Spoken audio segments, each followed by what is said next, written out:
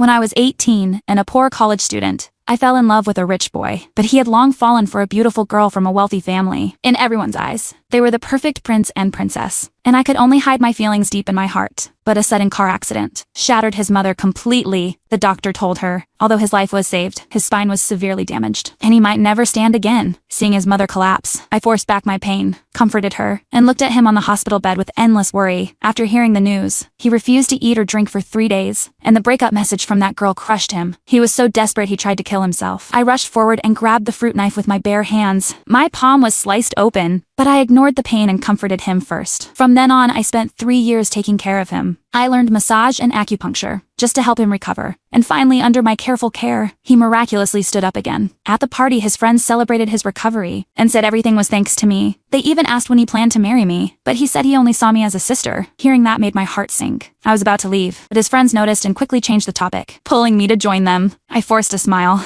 and handed him the gift I had prepared. But then that girl suddenly appeared. His friends mocked her for being manipulative, saying she rushed over only after hearing he recovered. She pretended to be wronged and stuffed a gift into his arms. But as she turned to leave, he grabbed her hand. Seeing that made me realize I was a joke. His friends saw my expression and told me to sit. Everyone praised me for everything I had done. Someone tried to lighten the mood and suggested playing Truth or Dare, but as soon as the game started, the wheel landed on her to vent for me. Everyone made her go to another booth to ask a guy for his number. She was reluctant, but still went. The man misunderstood, flirted with her, touched her, and mocked her clothes. He exploded with anger and fought the man. The scene turned chaotic. My heart tightened and I rushed to pull him away, but in his rage, he shoved me hard. I lost my balance and hit my head on the table edge. Before I regained consciousness, he had already left holding her in his arms, without even glancing at me. After that, his mother called, shattering my last hope. She said now that he was the CEO, he needed a socialite who could help his business. She said the 3 years I cared for him were simply repayment for their past financial help, and that our ties were over. She told me to leave immediately. I quietly agreed, while on the other side that girl cried to him, claiming her parents forced her to study abroad and cut her off from him. She said she only wanted to watch him from afar. Her lies instantly dissolved his resentment, he told her. He had always seen me as a sister. In that moment, I finally understood. He never loved me. I decided to leave. I got my visa, planning to leave in 2 weeks and disappear from his life. But when he returned, he insisted I accompany him to her art exhibition. He even bought all her paintings. Everyone said they were true love. She flaunted herself in front of me,